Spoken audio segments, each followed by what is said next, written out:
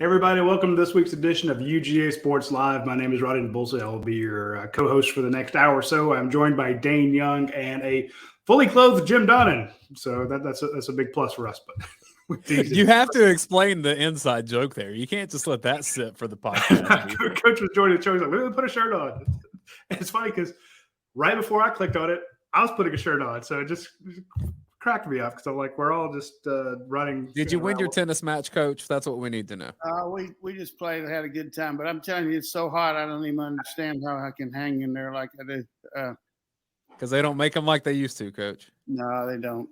That's unreal. The same thing. I had a shirt that was soaking wet with sweat, and I'm like, I don't want to look gross and disgusting on the show. So I'm already unattractive to our viewers. Being covered in sweat would not help. But what is attractive to our viewers, Coach, is the fact that Georgia has been on an absolute tear recently on the recruiting trail. So I figured we could touch on a couple of those kids. You know, we could have one of our recruiting experts on, but I think we should just touch on that. And the fact that, hey, man, we are less than 2 weeks away from Georgia starting the first day of fall practice. And they are going, the reigning national champions are about to take the field for, the acclimation period and such like that. So we kind of want to get your thoughts on that. First and foremost, though, I want to give a shout out to our sponsors, Athens Ford, Your Pie, Academia Brewing Company, and Dead Soxy. Please be sure to visit them, be a patron of them because they support us. So when you support them, you are supporting us, and we greatly appreciate that. Coach, going back to the last couple of weeks here, I was on vacation. Every time I go on vacation, they get a lot of commits. We saw on the 16th, linebacker Troy Boyles committed to Georgia, the son of NFL head coach. Jamal Jarrett, the number 2 defensive tackle out of your neck of the woods, committed to Georgia. Then Kelton Smith, you told us about him months ago that Georgia was on the offensive lineman out of Columbus. And then they got a big safety, Jonell Aguero out of Danvers, Massachusetts, Maryland, up that way. So it's been an absolute tear remember, it was three weeks ago, one of the questions that came in was, should I be worried about Georgia's recruiting class? Yeah, that happens. Everybody worries, but you worry to the end when the signing date is still December, so that's a long time from now. But the one thing that's just incredulous is the amount of defensive players that accumulated here over the last 2 years. I think I read where they've got like between 23 and 24 guys counting this past class of 22 and 23 coming in that are either 4- or 5-star players. You just look at all the guys out there right now that are practicing with our team. Starks, just Singletary, those guys. But, the biggest point for me, though, is yesterday the coaches came back from vacation. They've always had at least one coach here every day, but most of them been gone off and on since the 1st of July. So really kind of signals the start of practice, even though August 3rd is the official start. But the way they got the rules now, you can spend up to 8 hours a week with the players. You can now use a ball as long as it's not a team-related drill. So if a quarterback wants to throw to receivers now, you can do that, or hand off to backs. You just can't have a simulated 7-on-7 or 11-on-11. So a lot more extensive training with the team, and the coaches are out there with them doing a lot of that. So our team's in really good shape physically. They took that couple days off for July the 4th, and we got some really good guys coming back. I thought that was really important what Kirby said we talked about that last Wednesday night about guys like Ratledge and Darnell Washington and Bowers, really all 5-star players that weren't available for spring practice that'll be there, along with 4-star Tyke Smith. And what I want to do today, maybe later on the program, is talk a little bit about our 2-deep defensively, because that seems to be an issue with so many people worried about all the guys we've lost. But I thought Kirby made another good point saying that, look, we got guys taking their place. So, but Aguero, Jarrett, and Bowles are all big-time players. And Kelton Smith doesn't have the ranking, but he's going to be a really good offensive lineman. Got good quickness, and he's got leverage, which I like. And so we just got to finish up on some of these receivers, maybe get a running back, although I don't think it's critical to get a back or a quarterback. We got the transfer portal. So let's get ready to rock. I mean, hey, we're going to be before you know it, Oregon's going to be here, and we're going to be getting after the Ducks. I thought that getting Troy Bowles, I mean, it's big because in his own right, when you look at him, that is a fast linebacker. That is a guy who just shoots across, and we saw how well that worked in Georgia's system.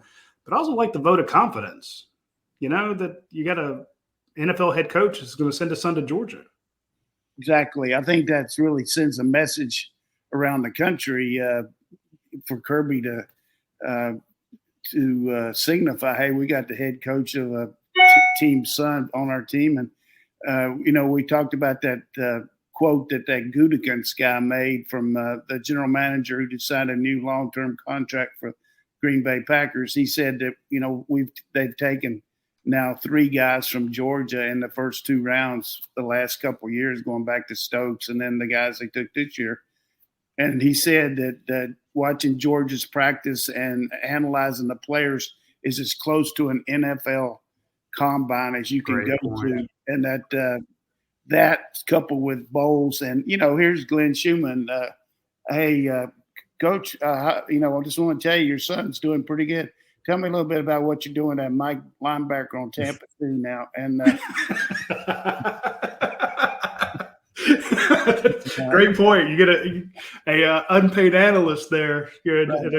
That's the one time you do want to hear from the players' parents. Normally it's like, hey, y'all just let me do my job. But that works really well. And, Coach, if you're coming to the game, sorry, we don't have a seat for you, but we do have one in the press box where you can So,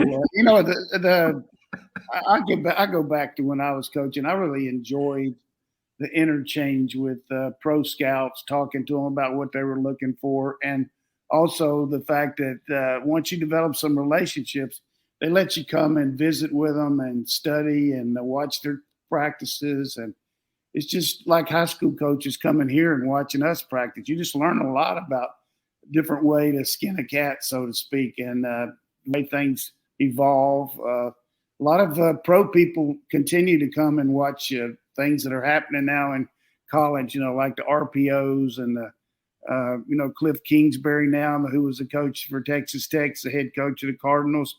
A lot of the pro game is very similar to the college now. I'm looking at Jamal Jarrett out of your neck of the woods.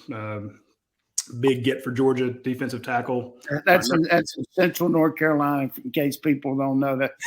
That's not Oklahoma, because you always bust me out. Burlington, Greensboro. The Greensboro Whirlies, they might be called the Gremlins now. I'm not sure. When we played them, they were the Whirlies, but biggest rival I ever had in any sport, going back to any level I ever had, was playing Greensboro Grimsley, and played them.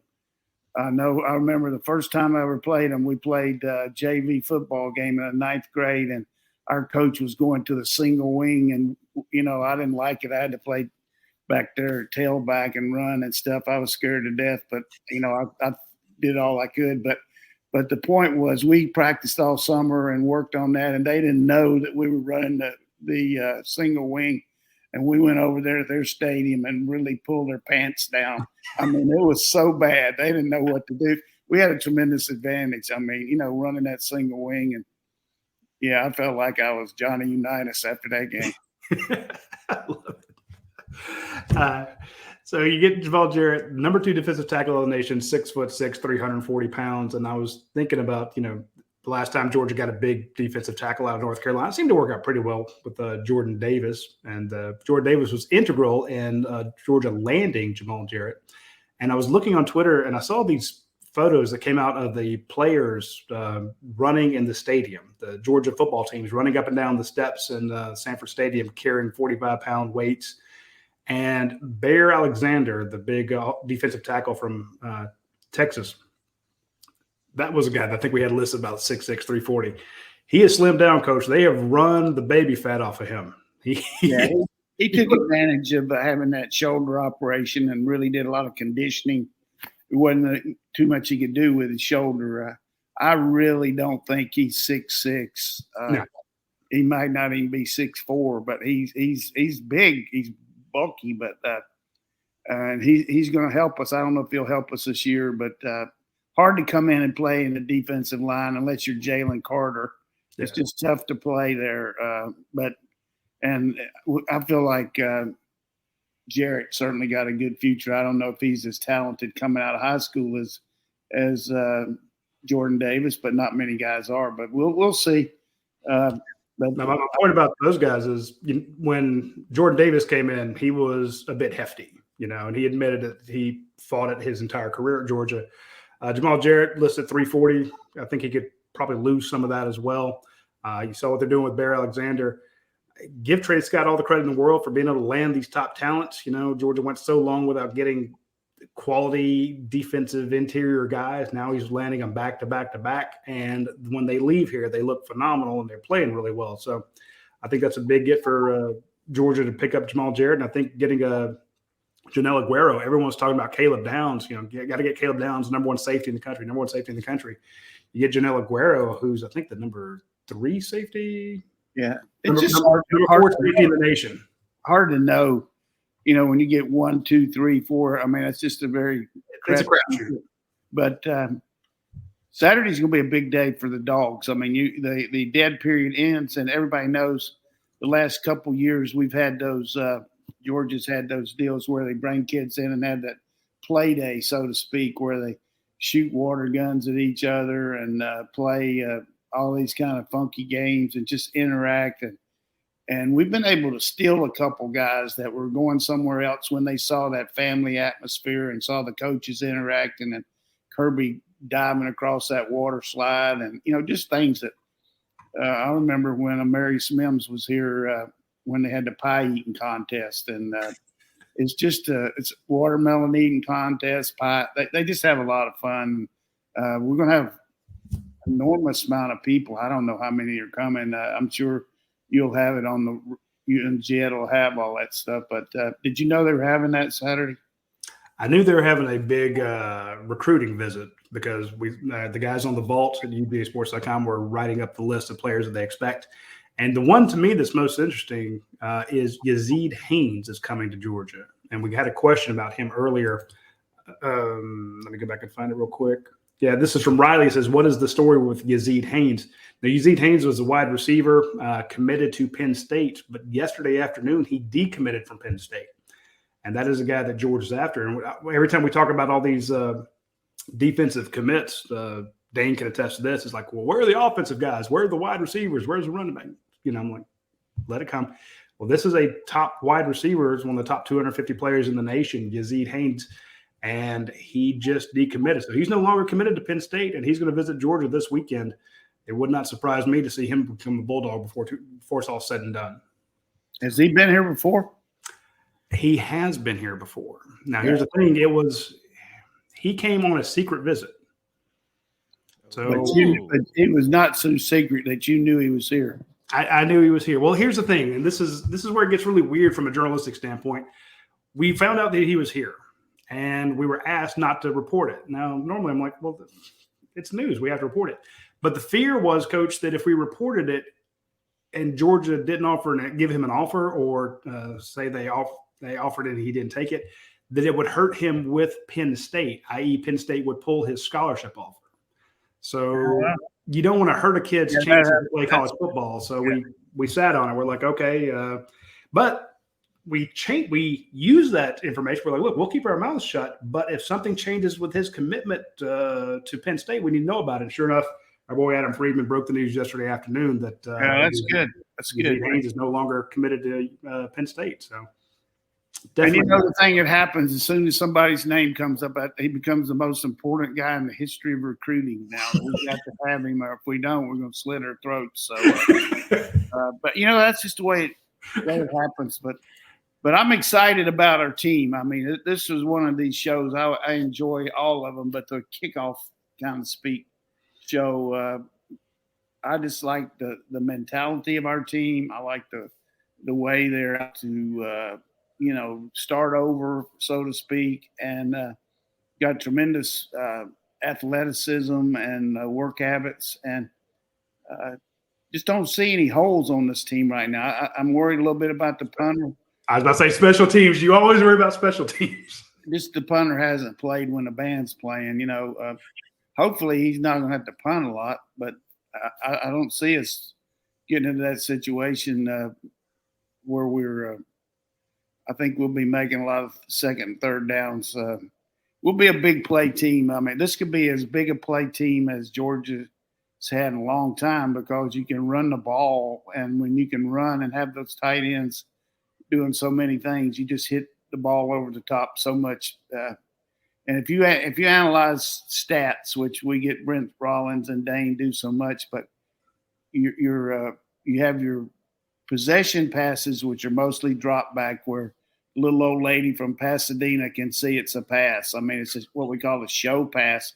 Quarterback gets the ball, drops back in a shotgun or under center, and you don't get a lot of touchdown passes out of that because the defensive back reacts to it quickly, gets their drops, same thing. Where you get your money and where you get your big plays are off play action, where the threat of the run's there and somebody takes a bad step and then it's over with. So that and misdirection, that's where you make a lot of big plays.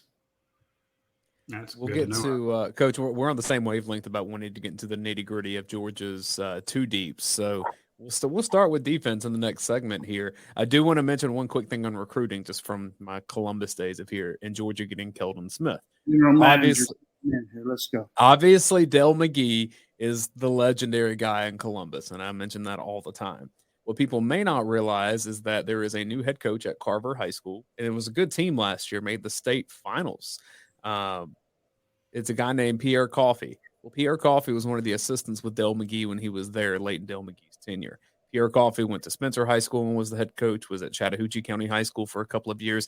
This guy's really, really, really good, and those players there love him, and he and Dale McGee have a great relationship. So that Carver to Georgia pipeline is in fantastic shape because of Dale and his connections in that area just remain as strong as ever. Yeah, you look at Williams last year. I mean, that was huge. Yeah, and I saw him another day when I was walking through the training room through the restaurant Bones there, and you will see some good smiles on players when they're walking through that Bones. Now, I mean, there's some smiles on those guys' faces. Wouldn't you see those groceries, man? It's impossible not to smile looking at them. I mean, just unreal. They got this one thing over there. I thought it was a beer tap, which it looks like it. Looked exactly because it's a restaurant. Hell yeah, they're smiling. That's for Bobo. Your Perno, her husband's Ryan. I can't even pronounce his last name. It's not Perno anymore, but Maldonado, I think it is. So anyhow, she's come up with this deal where this energy drink, but it comes out of the tap, and they go over there and draw it out of the tap, and it looks like, you're getting a beer, but you're really not. But it's just kind of funky, and the kids really love to drink it. I mean, it tastes good, too. I mean, I would say that's what you need before you go out and play tennis all morning. Yeah, well, I looked over there. I said, good God, Kirby gone crazy here. You got beer on tap. Have beer in the training hall before we have it in the stadium. I love it. We got a question about the O-line from J.J. Morris. He said, I'm still worried about our Georgia's O-line and the running back class. Is the O-line class – What's his name? J.J. Morris. J.J. But he says, Coach, is the class down just because of Cyril's acclimation? And I don't think that the acclimation is going to be near as difficult because you have so many veteran players. If you had a coach coming in here having to reassess the players and get a whole new 3 or 4 starting linemen, we got the core there with both tackles and with Van Pran. Just going to be a question of the guards of Erickson's got a lot of experience. Ratledge, how's he going to come back from his injury? Truss and Willock. Got 4 really good guards that are going to really go hard at each other. And then you got Mims and Ernest Green at tackle. I just think Wilson coming in from North Carolina. I think our offense, I hate to say this every year.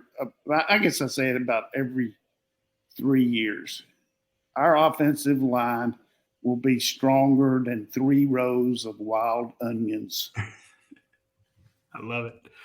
And also, I want to add to that, Coach, when it comes to, it's not so much acclamation on Stacey Searles' part. I know that a lot of people want to blame the offensive line recruiting on him for not having a bunch of 5 stars lined up. But go look at the class of 2023. It is not a deep offensive line class. There are not a ton of Broderick Jones, Amarius Mims out there. I've seen now next year's class, 2024, there are a lot of them. Hell, we've seen some 2025 kids that look great. But I'm just saying this is not a ridiculously deep class, and the state of Georgia for 2024 is unreal. Coach, I mean, this is one where you literally put snipers around the border of the stadium and you keep out the other coaches because it is. I hope we can start talking about 24 next week. That'll be really important. Just busting. But you're right, exactly right. But I will say this about Searles and the offensive acclamation and all that. Part of the reason he was hired was because he has an existing relationship. He's coached with Munkin. He's coached with Coach Bobo. He's coached with our tight end coach, Coach Hartley, and he's coached with our wide receiver coach, Brian McClendon. So it's not like that situation is going to be hard. The communication is going to be very easy there, and then you transition that down to your linemen who have their coach that was with them doing a lot of work with them. Jackson was the graduate assistant or the assistant works with him, and he is that his name, Eddie Jackson? Eddie Gordon. Eddie Gordon. I don't know why I said that. I know it's Eddie Gordon, but Eddie being back is a huge thing too. Yeah. So I don't think that there's going to be any kind of deal where a learning curve there for the players and the coach himself, plus the fact that you've got these highly rated players, all 3 of those that I mentioned, Van Pran, McClendon, and Broderick Jones are highly ranked guys in the NFL for next year. So you got to just think that there'll be a good nucleus. And the other thing that helps your running game is having the tight ends on the edge. When you have, I'm going to get a little technical here because I like to do this once in a while just to see if my memory serves me right. But when you can JoJo your tight end, that means you can take the guy and back him off the line and put him in motion. You can protect the edge away from the play if you're going at the point of attack and you don't want somebody to run you down from behind. He can come inside out, or he can come in motion and lead the play if it's a quick hitting play and you're not worried about backside pressure.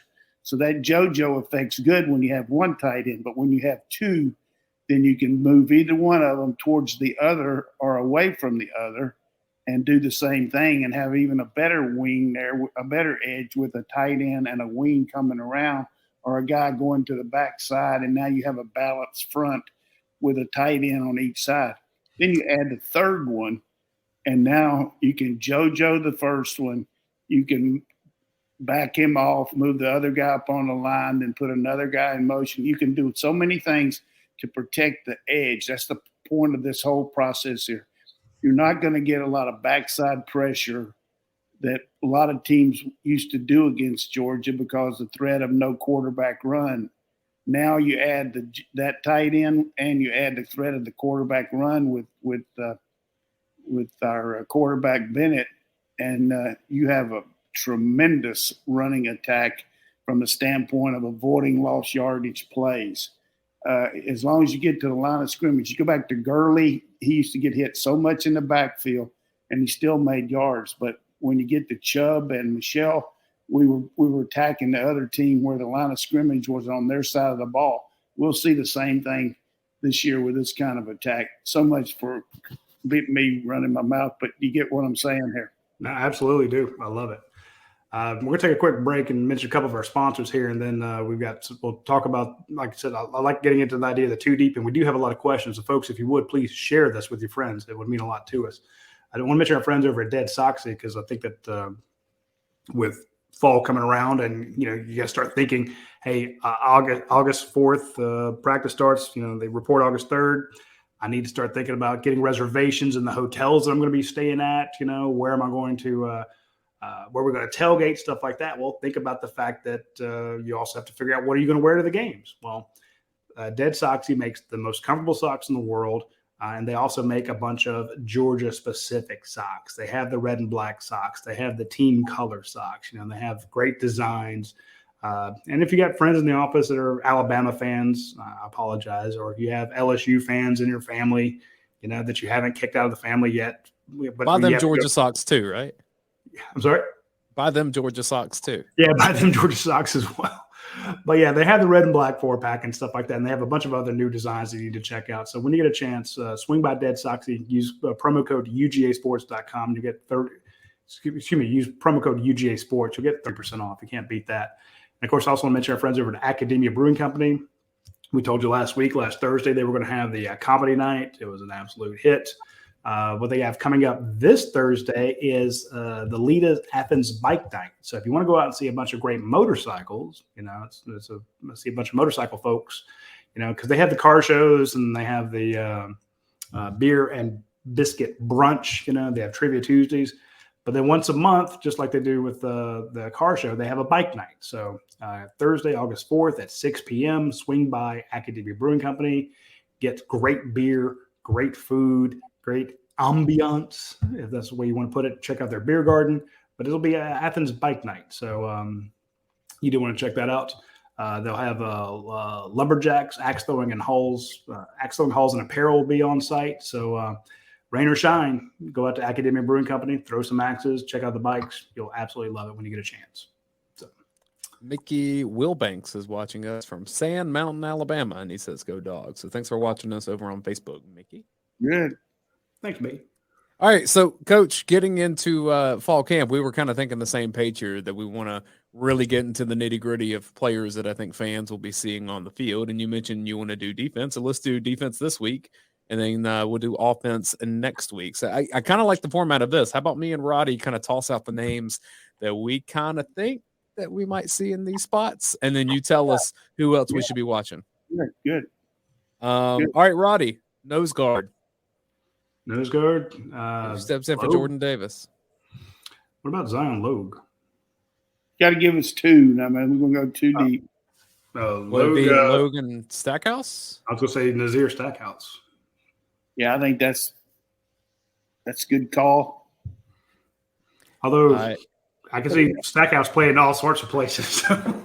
Well, they all can. I know. I was really excited about Nazir. Guys are interchangeable a little bit, like Williams can do some of that. But you got, I think Carter is a given there, and Bill will be in there with Smith, and you're going to have to get somebody behind Carter that can do the job, but give him.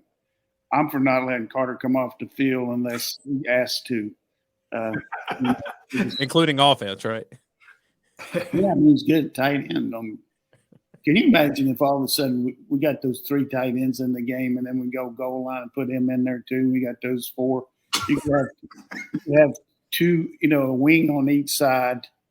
On one side you have Darnell and him, and on the other side you have Bowers and Gilbert, and just say, "Come on, defense, what do you got?" I love it. So down on the defensive line, we're looking at Logue. I mean, just a group here, and obviously it mixes and matches because Georgia rotates a lot other than Carter here. You're looking at Carter, Stackhouse, Logue. You'd mentioned Robert Beal, Nolan Smith at edge, and then the other name that I've been hearing is Tyrion Ingram Dawkins. Oh, he's good. He's a good player, and he hasn't surfaced as much as because he hadn't, but he'll be good. I like our defensive front. I like the fact they've been challenged by the offense all spring and summer, and it's a learning curve to run so many of these fronts that we do, particularly when you get into nickel and dime. That's another reason our defense, to me, is going to be better because than what some people think. Is because we're going to be playing ahead of the scoreboard, and you can really pick what kind of defense that you want to run. Your normal down and distance stuff is not going to be the same. You can play more nickel and dime defense, and it's gotten to the point where nickel is your base defense now. Really, 5 defensive backs because of so many people with the 3 and 4 wide receivers. But I think that's a good call with those guys. And now we go to linebacker, and I got my list there, but I'm going to let y'all go to it, and we'll see how it goes. Let's start with inside linebacker, Roddy, because that's where a lot of the guys left for the NFL. Smile Munden, I think, is right there in the mix, and maybe Xavier Sori. Who am I missing? Jamon Dumas Johnson, who was just named. I think Dumas Johnson and Munden will be the starters. Davis and Sori probably, and then you got kid from North Carolina that's going to be coming in there too a little bit. Jalen Walker.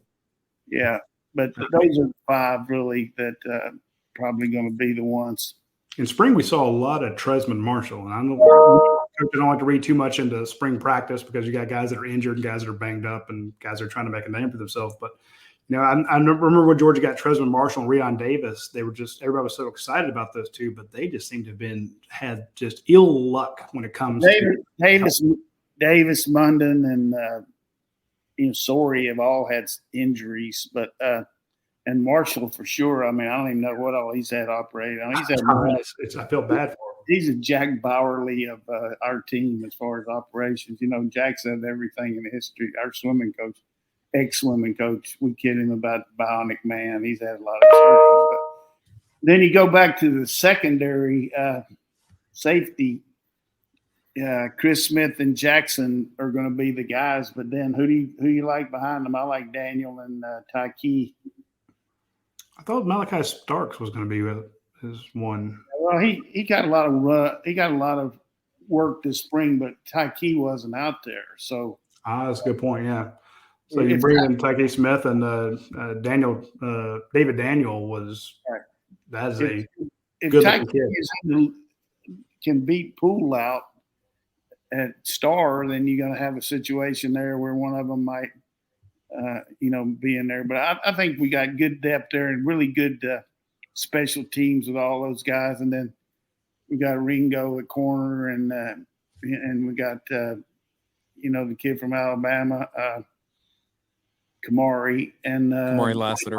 We got Everett and Singletary, and we'll have to see how Humphrey does. But what about Nyland?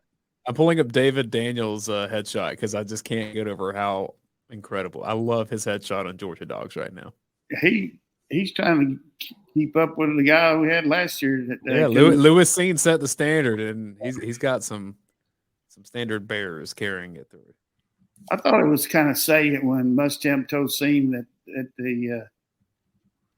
the draft day you need to cut him off, and he did.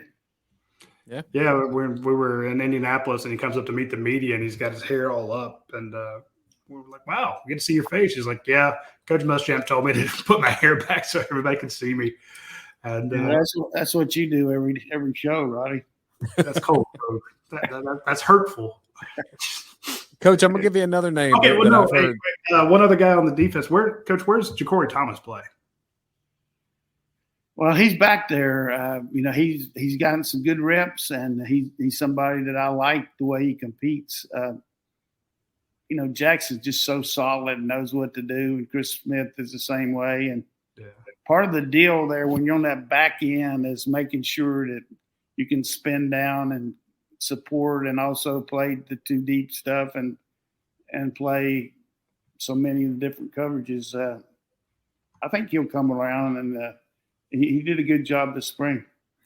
Yeah, Kirby Smart was saying that everyone kept asking about complacency and what do you look like this year? Are you kind of one and done? And he said, "Look, guys, we had all those guys taken by the NFL draft on defense. We still have a lot of good players. And if he said it once, he said it 1,000 times. Coach, he says we've got players, we just don't have experience."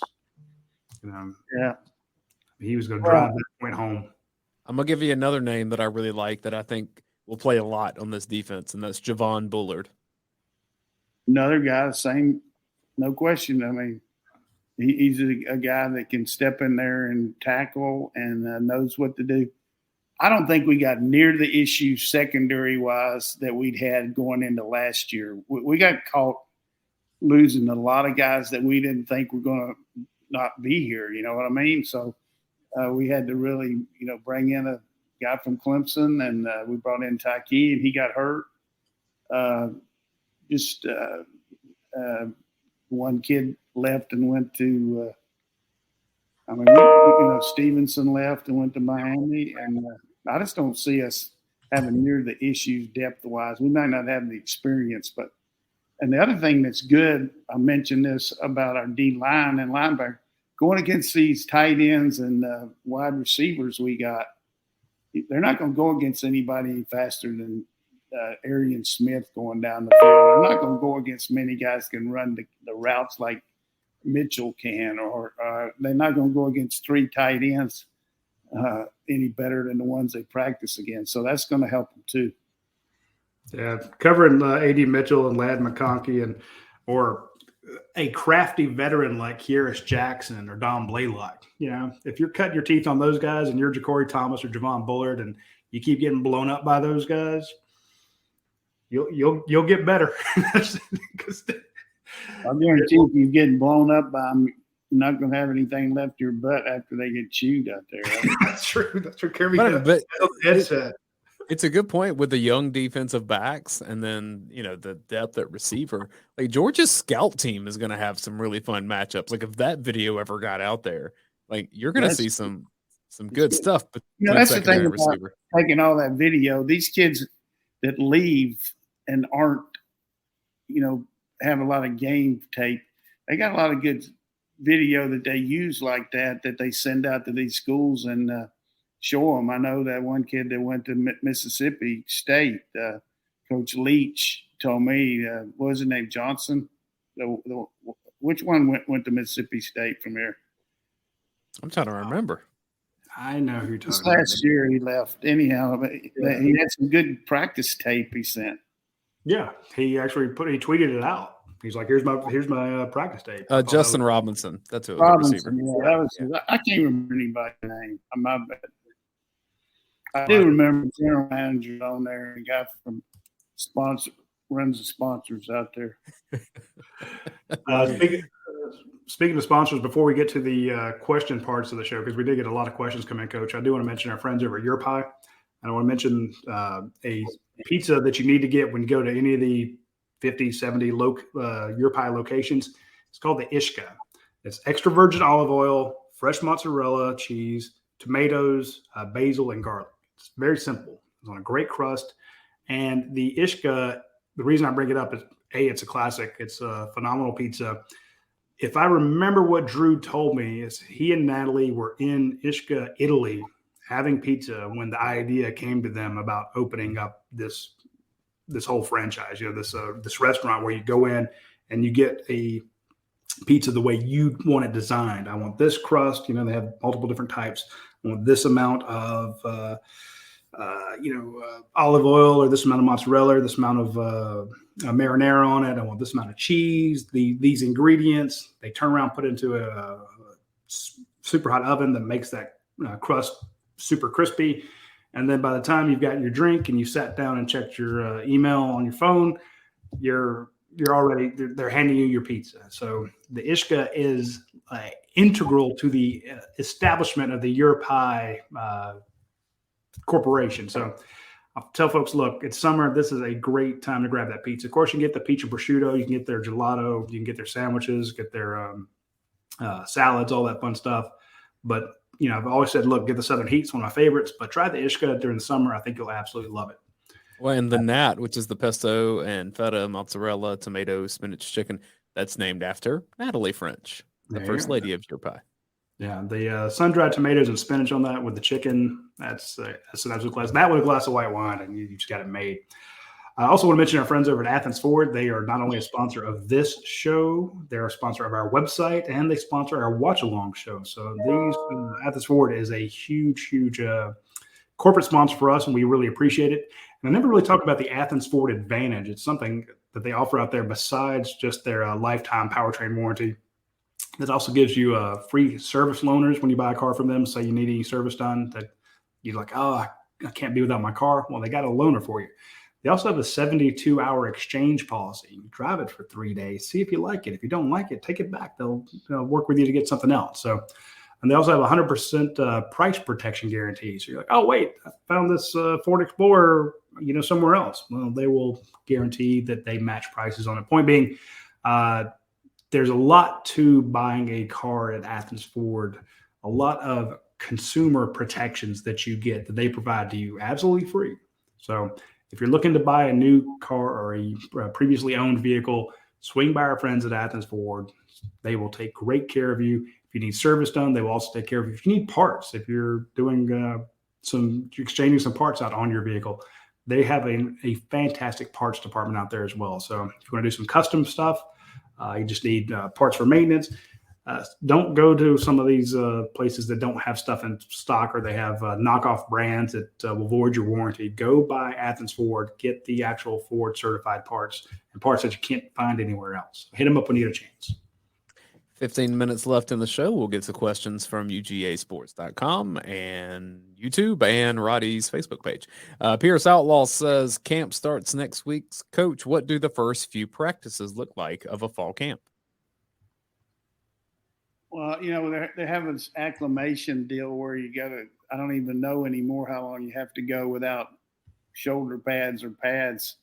But our players have been acclimating all summer, going against each other without the coaches. Now the coaches are out there a little bit. But the first couple of days are just installing basic offense and defensive packages, working hard on special teams. That's a good time to practice special teams when everybody's fresh and you're not with having pads on, and you can get the organizational part about where you're supposed to line up and how you're supposed to cover and, kicking field goals.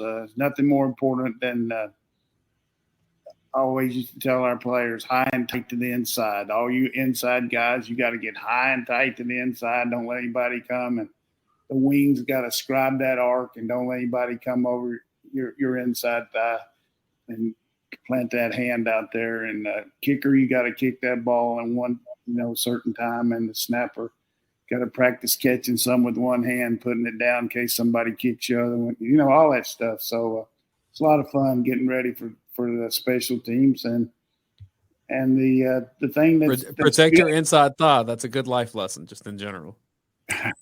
No, you got to not so much your inside. It's high and tight to the inside. You take a little short 6-inch step with your inside foot and get high and tight, and they can't come through you. But I saw last night, watching replay of that game where Carter blocked that field goal against Oklahoma, and then we scored. What an exciting game that was. And everybody talking about Lincoln Riley. I tell you, Kirby Smart and our defense made some adjustments in the second half and just stoned those guys.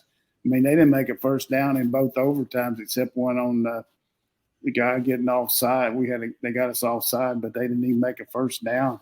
And then they completed like 3 out of 6 passes in the second half. It was just an incredible defensive job by us. As poorly as we played the first, unbelievable the second. Let's get to SLT Dog 1. He has an offensive and defensive question. Offense first. With a full year of Todd Monken and the entire offense, most of it back, how much expansion of the offense should we expect? Well, we really had 2, hadn't we? This is going into his 3rd year, right? Mm-hmm.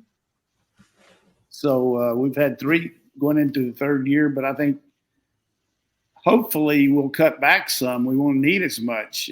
Really good teams don't have a lot of, packages. They just do the same thing over and over. When you're not quite as good, you have a tendency to maybe look for special type plays and work, but you got to have the bread and butter. So I think we'll have the capability of expanding some, but I don't think we'll have to do anything really new except maybe what we did at the end of the year with 3 tight ends. I think we can expand that a little bit more. But Mike Leach said that at SEC Media Days. He said if he adds something, he removes something, and I don't think most people think about that. Well, it's just hard to practice everything and be good at it. I remember the first clinic I ever went to, this coach said, even if you're running team, you got to be able to throw something good. You got to be able to do something when the other team expects you to do it, and you can still do it, So that's the way it is on short yardage and goal line. You got to be able to knock them off the ball, even if they know you're coming. And so I would think a national championship team, of which I was part of a couple of times, what you do in the off season is you self-evaluate and see what you did good. You know what won for you, and you know what got you beat. And you're going to work hard on what won for you, and you're going to work hard to eliminate what got you beat. And that's what our team will be working hard on. I remember talking to a couple defensive players in the Todd Monken era, guys who were really, really bright. They said, "Coach, we have so many." Well, said, "Coach." You mean Grantham era? Todd Grantham. Yeah. No, sorry, the Todd Grantham era. And they said that Coach has so many calls, I can't keep up with all of them. You know, and I'm like, well, you're one of the brighter guys, or both of you guys are two of the brighter guys on this defense, and you can't keep up with all of Todd Grantham's calls. What about the guys who were struggling a little bit, or guys who come in for an injured player, you know, or guys who had to step up, or who maybe missed part of practice or something? I'm thinking, yeah. So to your point, you can make it too complicated. So. Defensive question from SLT Dog on defense. Do we have the horses to play the same attacking style that we had played last year, or is it a bit more of a contain approach? Good question. Absolutely, we got the horses. They just hadn't been let out of the corral. We got the horses. We're going to get after them. Send them. I feel like we got – seriously, I mean, Jalen Carter, best player potentially on our defense from last year, just hasn't had quite the opportunities that maybe some of the other guys defensively did. But he's the best defensive lineman in the country. I mean, hands down, no question about it. So they're going to have to do something to curtail him. And then you got Bill and Smith coming off the edge, and Stackhouse Logue inside. And then you got all these linebackers that are really fast that can cover and still blitz, a lot like what Nakobe did and Shannon Tyndall and, Seven for us last year. So I think our defensive team is going to have a lot of lost yardage plays this year, a lot. Question from Billy Zane. We will have a lot of young, talented cornerbacks once Everett, Humphrey, Singletary, and Washington arrive. Do you expect us to move younger cornerbacks to any other position after fall camp or maybe during the season? As a coach, did you ever personally recommend a position change to someone while at UGA? Good Lord, yes. I mean, first year, Adam Meadows, Chris Terry, moved Adam Meadows in the tackle, Chris Terry from defense to offense. Heck yeah, you ask those guys and you bring them in and say, look, you can help our team, first of all, but you can help yourself. You can make some money. Both these guys drafted very highly and played very well in the pros. But I think every coach looks at your team and sees he made a good point. If a guy can be more prevalent at another position, look at Lavase Carroll as left here as a defensive back, and he's among the running backs at South Carolina right now. And he was a highly recruited running back, and we started him out at corner here because of what happened 2 years ago, those guys leaving. And he ended up saying he couldn't make it at corner here. But it's something every team needs to do is look at your personnel and see if a guy can help you.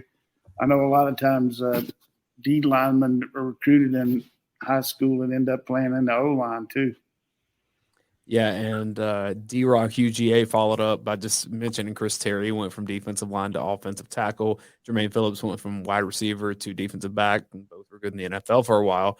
And then his question for you, Coach, was do you have a favorite win while at Georgia? He guessed that you would say Auburn in 96, Florida in 97, LSU 98, or Tennessee 2000. I tell you what, you love all 40 of them. I mean, those guys, every one of them means something. Those 19 losses chapped my ass a lot more than I am happy with those 40 wins. But too many losses for me. But, all of them were good wins. And I know watching that game Saturday, just so happened somebody texted me, watch that 96 game. We beat people don't want to hear about that. But what was good about it was some of the guys that played in that game who were roommates and ended up being lifelong friends. Kind of got together this weekend and they watched it together.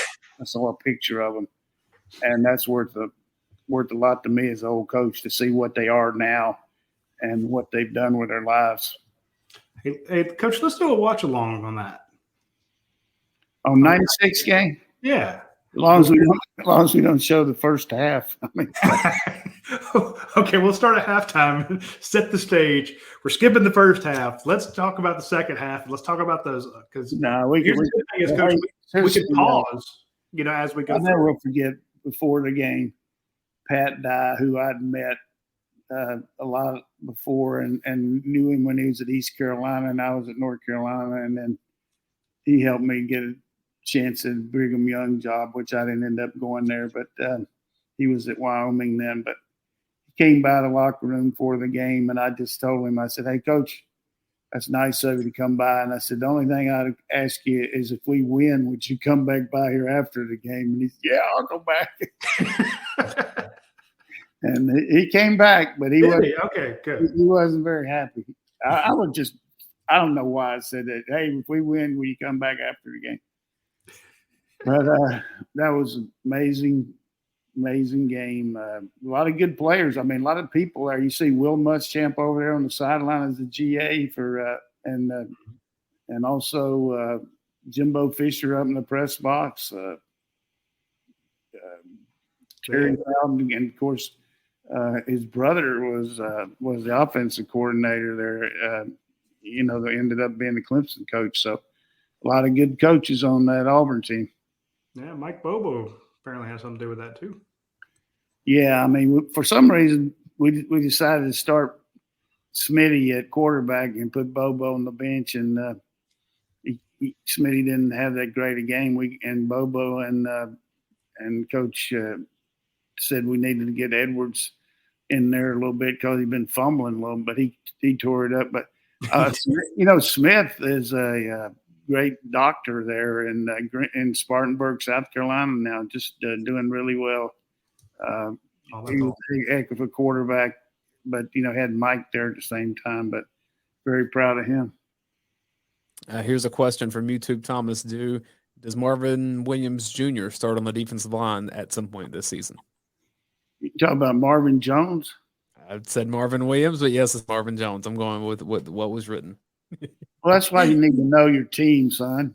I know little about but I do know those two. I sent Radi a picture that when they were here recruiting, and I had somebody take a picture of the two of them beside me. But I think Marvin just has to get out there. He didn't have spring practice like Williams did, and he'll definitely be a force. I mean, he's among the better athletes on our team. He just got to learn what to do. I don't think he'll be make quite the impact that Williams did, because Williams had all spring, but two outstanding looking kids and good players, good people, and makes you happy that they're here. See, he was just getting a 2-for-1 question there. He wanted to know about Michael Williams and Marvin Jones Jr., so he combined them together. I'm flowing with it now. Well, Marvin Williams is going to do, and Michael Jones, they're going to both do well. Yeah, well, that's funny. We had a question from Dallas Dog. Dallas Dog is one of our loyal viewers who watches every week, and he actually asked kind of the same questions as who sees the field on defense first, Michael Williams or Marvin Jones Jr. So just depends on whether we have a kickoff or what, because they'd both be on a kickoff team, I would think. There you go. I love it. Coach, we had another question from 21 Dogs. He says, Coach, has Georgia ever had a stronger player pound for pound than Nick Chubb? Well, I tell you, he's really a powerful guy, and you see him lifting weights and doing all these squats. Pound for pound, I really don't know if they're, Marlis Leroy was unbelievable defensive lineman on the weights. He just unbelievable. I mean, pound for pound, Thomas Brown had some pretty legendary stories too. Thomas Brown, but they got a new kid, Branson Robinson. Yeah, he's thick. He's showing compare him, but Chubb right up there with best players in the NFL right now. That's three running backs, isn't it?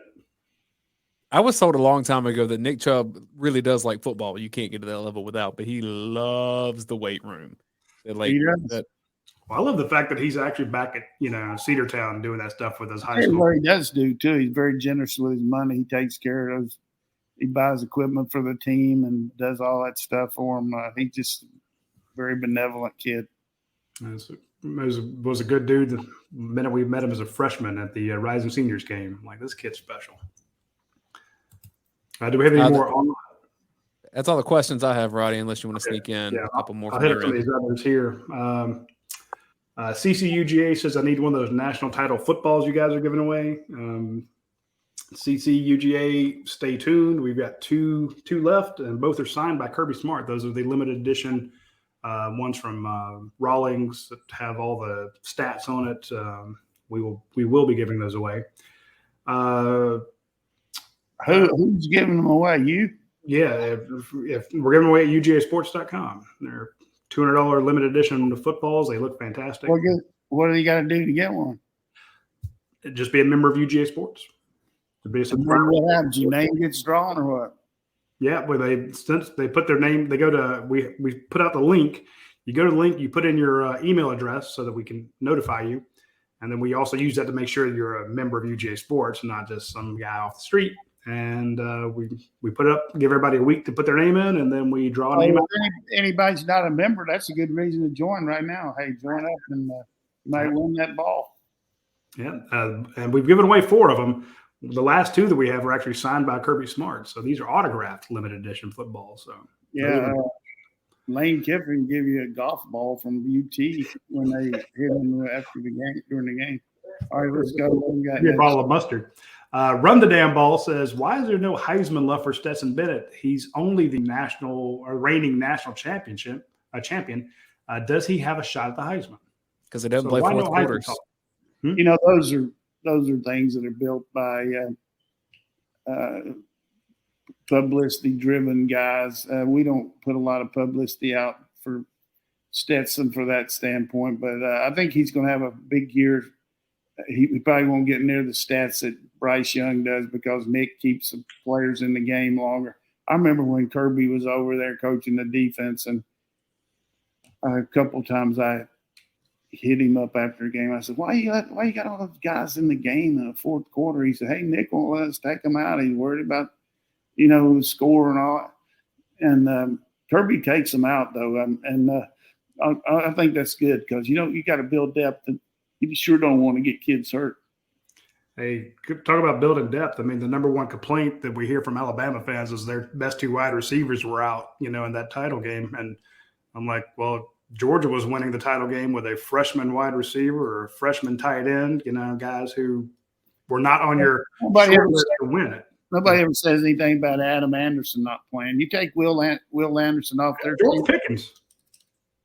But, I just want to say this one thing about that read about Mechie being diagnosed with leukemia. They're a great wide receiver that signed by the Houston whatever, in that Texans now.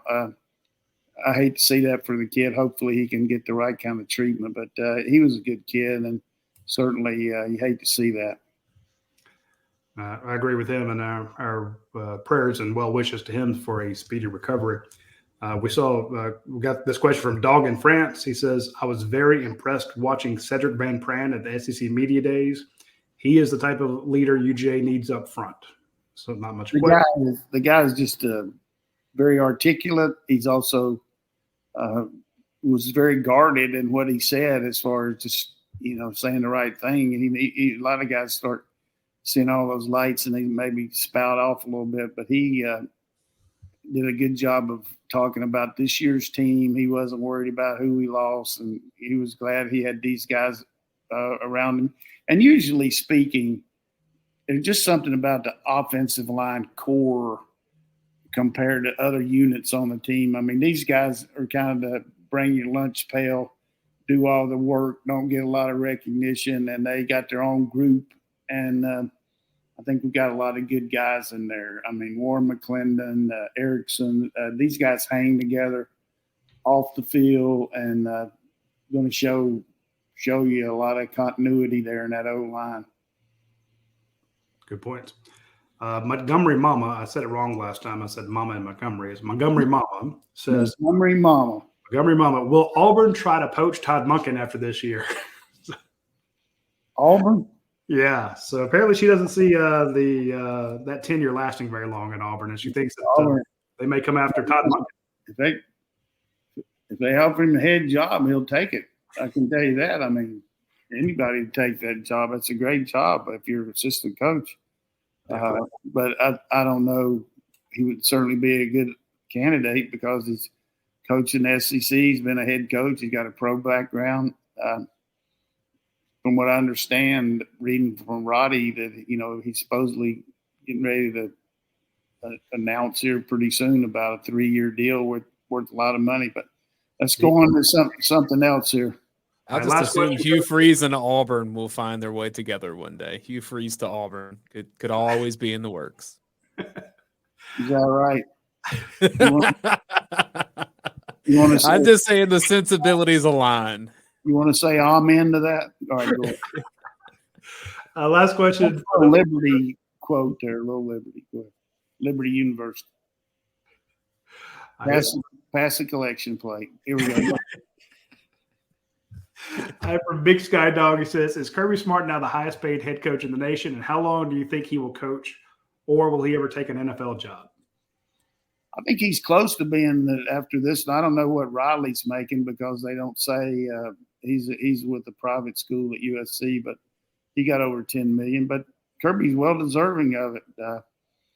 Anything he got, I think, more power to him. As far as any coach in college now at that level, I think the only reason you'd go to the pros would be because of the constant recruiting. I don't see that bothering Kirby, though. He lives for it. So I'd be very surprised. He's had some chances to go to NFL. I know that, but he hasn't even really looked at them. And the other question was, how long do you think he'll coach? At least this week. Well, I can see people took his comments to the Texas High School Association out of contact and thought he would quit. Week to week, man. I'm telling you, but I know this. The guy's got a stinger, man. He's got it every day. He brings it every day. And the players know it, and you better come with it. I mean, he puts a lot of pressure on them to do their best. And you heard that quote where he said that he owed it to every parent, that's what he owed it to them, to give them his best every day to get the best out of those kids. So he gives them that. I mean, he'll keep getting contract bumps along the way too, like Nick Saban always does. When you get a title like that, just gives you you're at a different caliber. There aren't many coaches that are coaching right now that have won national championships, and he's one of them. Yeah, I mean, you got him and Grand. I think and Dabo and Saban and Mac, right? Jimbo Fisher, Mac Brown. Yeah. I think that's it. It's an exclusive company, but what do all those guys have in common? They're not doing it for the money. They're doing it because they love it and they want to. Gene Chiswick's coaching again. I mean, he's coaching defense. He won in 2010. How many head coaches, though? Right. That's right. So, all right, folks, that's all the time we have for this week's show. I want to give a shout out to our sponsors, of course, Academia Brewing Company. Go by, check out the Bike Night. Dead Soxy, check out their socks for this upcoming season. Of course, Your Pie. Get the Ishka or the Nat. Those are fantastic ones. And, of course, Athens Ford to get the Athens Ford Advantage when you buy your next vehicle. And we give a big shout-out to everybody who shared this, because when you share it or you leave us a review on Apple Podcasts, it means the world to us. And be sure to tune in next Tuesday at noon, and we will have more. That'll be the Tuesday right before practice starts on Thursday. So you definitely don't want to miss next week's show when we talk about the offense too deep and answer all your questions. We'll see you next week, folks.